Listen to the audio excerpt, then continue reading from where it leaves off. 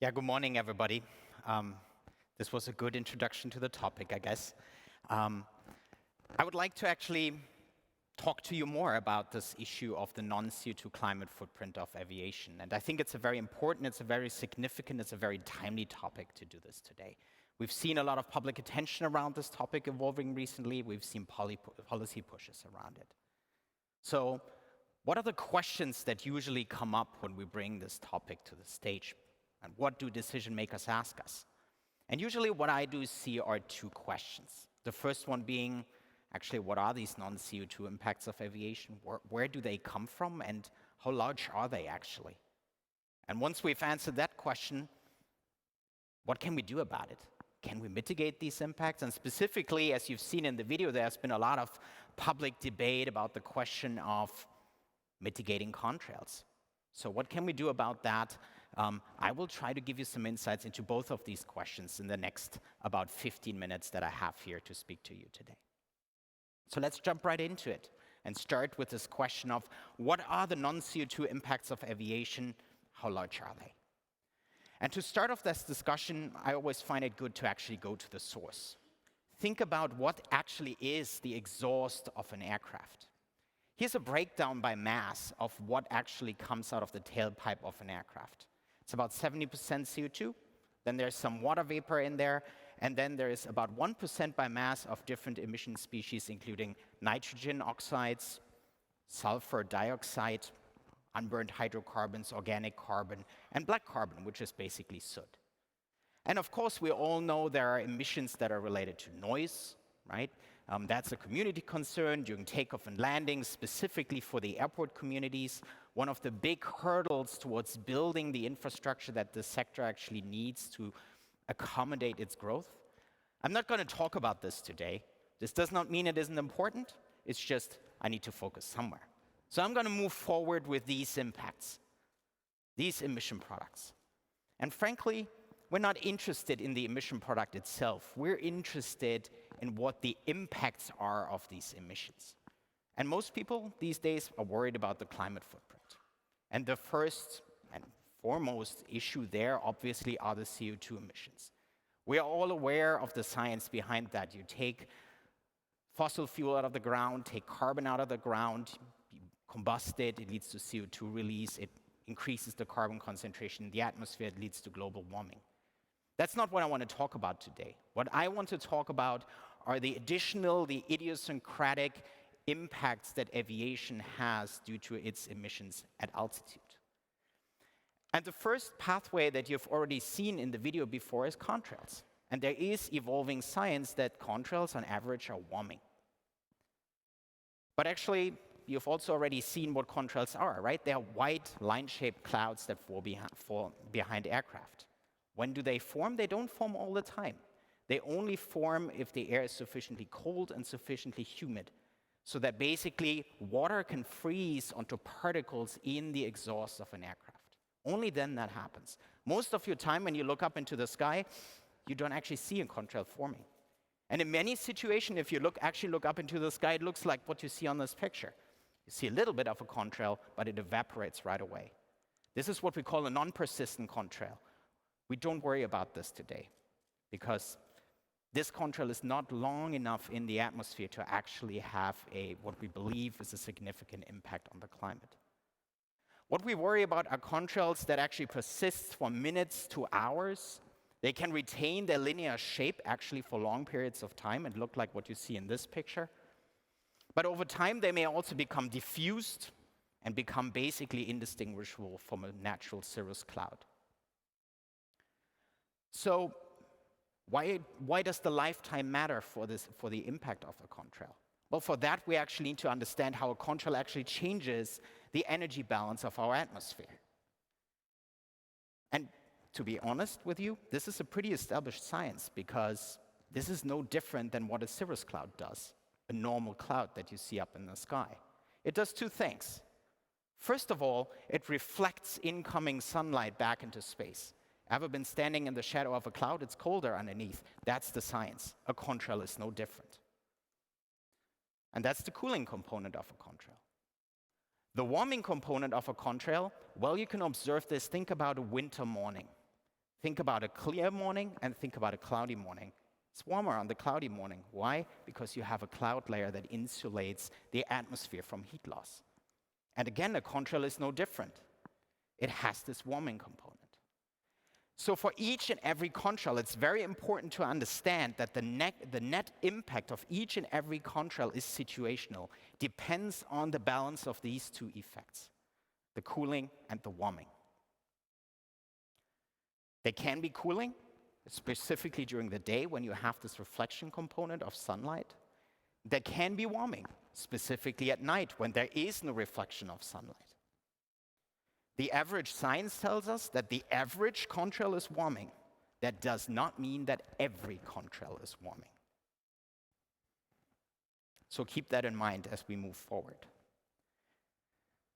Contrails are not the only non-CO2 impacts.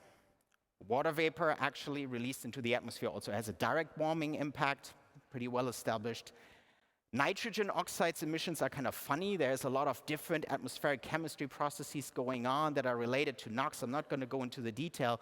All I'm going to tell you is it depends on how you look at it, whether you get a warming or a cooling effect. I'll come back to that. Sulfur dioxide, usually cooling. Black carbon, soot, it's a dark species, is basically warming.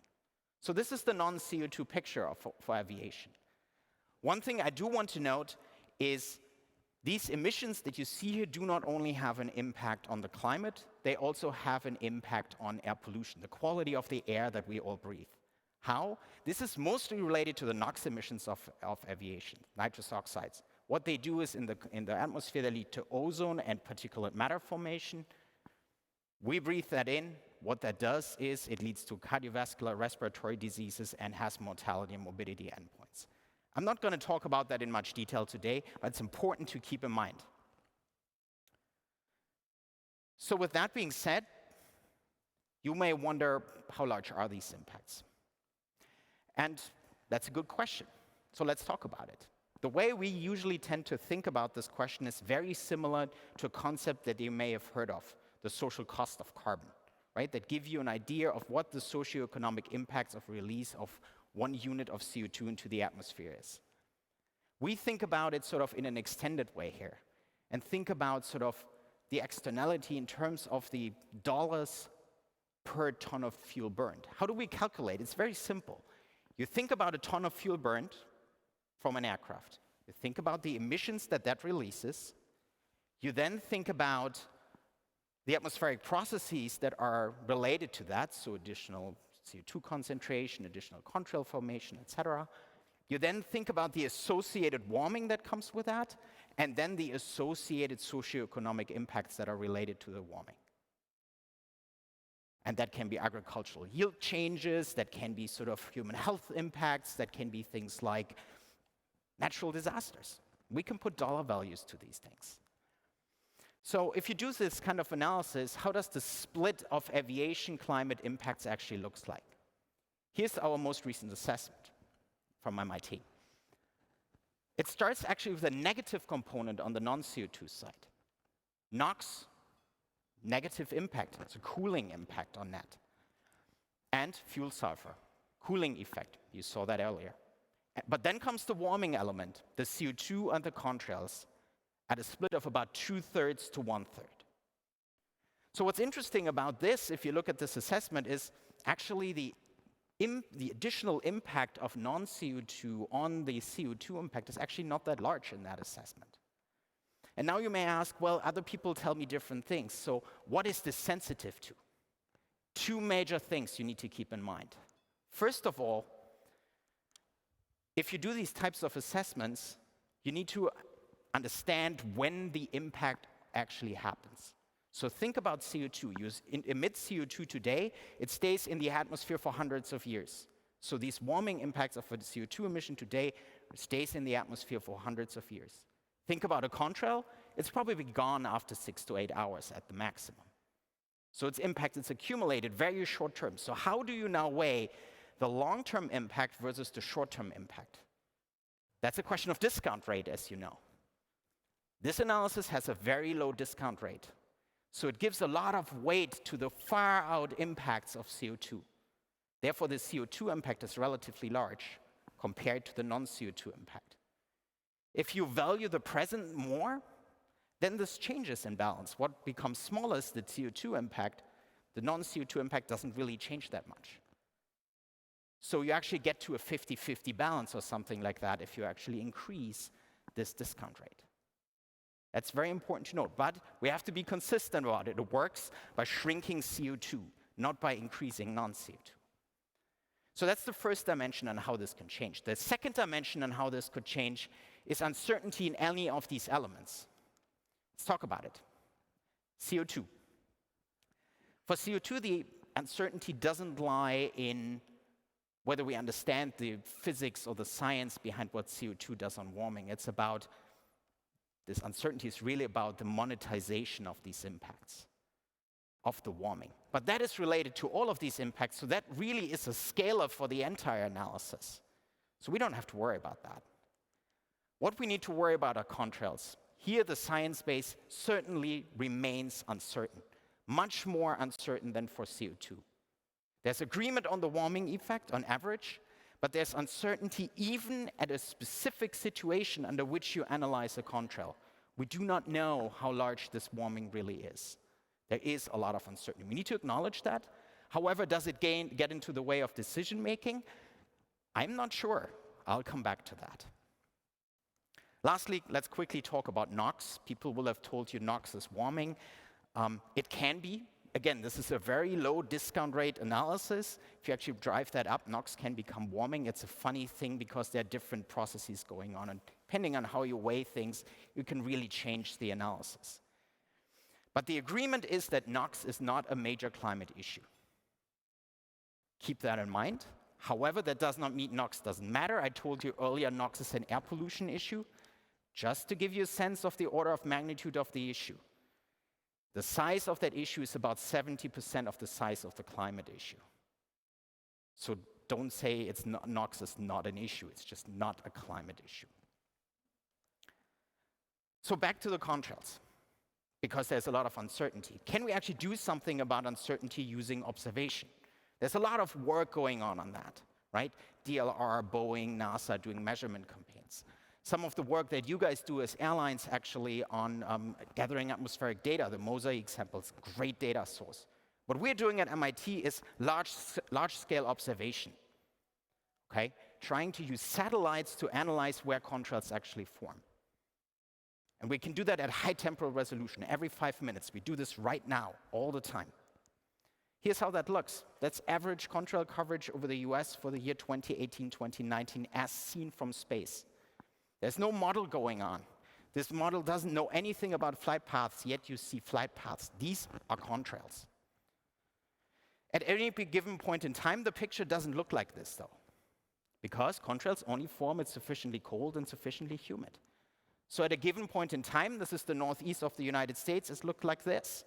This is the contrail detections, these black lines that you see over the map, live done on April 16th at 4:30 UTC. I could show you the picture now if I had the courage to do so. So this gives us situational awareness. It gives us a chance to learn. And it leads to the second question. How can we mitigate these impacts, specifically contrails? There's a range of things we can do. You can switch to different fuels that have lower water content or different emission speciation. You can think about changing the engine to form less contrails. You can think about convoying to overlap contrails. All of this, lots of science questions, long implementation timelines. What we can do much quicker is deviate flights around those regions where contrails form. How would you do it? Well, you could do it horizontally, same altitude, fly around it. These regions are horizontally large. You would have a lot of delay and a lot of additional fuel burn. That's probably not what you want to do. Instead, what you want to do is you want to adjust your altitude, because these regions are vertically very thin. Just a few thousand feet and you're in the good. That still means you have a fuel burn penalty. So we were interested how large this fuel burn penalty is. So we did a study. That's what we do as academics. 100,000 sample of 100,000 narrow-body flights around the globe. What's the fuel burn penalty for them to avoid contrails? Start with the dotted line that you see up there. You see about 1.5% of additional fuel burn gives you a contrail reduction of about 100%. But you don't have to touch all flights. These are just the flights that you touch. On fleet average, it's just 0.5% because you only have to touch 1 out of 3 flights.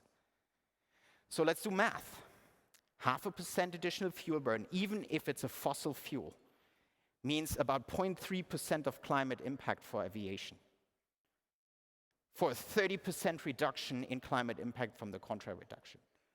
This is a vastly beneficial strategy from a climate perspective. You could be a factor of 100 off in your contrail assessment, it would still be beneficial. That's what I meant earlier with, does uncertainty have to get into the way of decision making? No, it doesn't. So why don't we do it today? Well, it's still a tough problem to avoid a contrail. Why? First of all, it's very hard to actually observe persistence. We can do it really well from space, but you actually can't do it well from an aircraft. People are talking about backward-looking cameras. Let me open it to you, it's not going to help. Because a backward-looking camera tells you whether a contrail is formed, but not whether it persists. So that does not work. What else can you do? You could try to put sensors on board of aircraft that actually gives you the right humidity and temperature information to actually see whether you fly through a region that is at risk of forming a contrail. Again, very tough, because we actually don't have small, low-weight, retrofittable sensors specifically for the humidity problem at altitude. Sounds funny? It is the case. They don't exist. Third, you could use forecasting model, right? Weather forecasts. The problem is, off-the-shelf weather forecasts were not made to predict contrail-forming regions. They're not calibrated for it, and if we compare to our contrail observation, it's not a great match. So there's work to be done there. And lastly, there is no one-size-fits-all contrail avoidance. It depends on flight. So does this mean we should just stop here and not do anything about it? I don't think so. And we've actually been working with Delta Airlines to actually show that it's not the case, that we can do something about it. What we've been working on is an observation-based method and framework to actually show how good contrail avoidance is, or how bad. Let's see what comes out of it. Observation-based, not model-based, pure observation, measuring what actually happens if we avoid contrail. Looking at it, not model. So let me show you how we do it. We start with our observation-based pipeline that actually helps us find regions where we see other flights form contrails. These are the blue regions that you see there. We can then overlay flight paths. So in this case, here I brought you an example, Delta 380 from Los Angeles to Washington, D.C., May 10th. You see it passes through this contrail-forming region. It's already somewhere over the mid-US, so this is kind of a live picture that comes out of our tool. So this flight is interesting. We need to look at it. So let's look at it.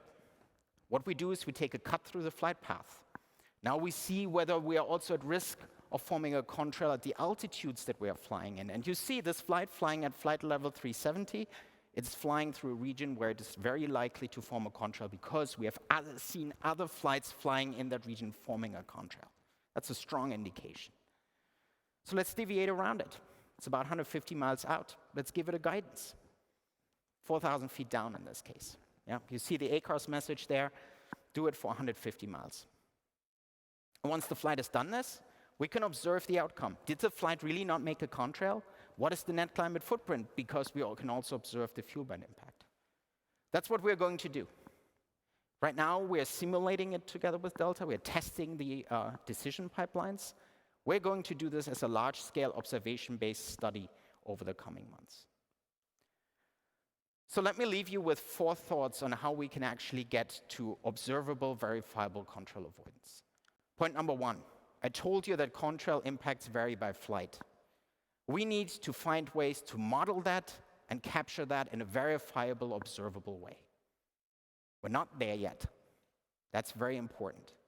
Number 2, we need this observation-based data to really help us understand the costs and benefits of contrail avoidance based on observation, verifying, measuring. Once we have that, that gives us a lot to create the right policy and incentive structures. Third, we can then think about implementation, develop the decision support that we need, sensors, models. And last, concept of operations at scale. How do we do this if all flights try to do that? This is not a prioritized list. This is no particular order. We can do all of that in parallel. But these are the 4 thoughts I want to leave you with. Thank you very much for your attention.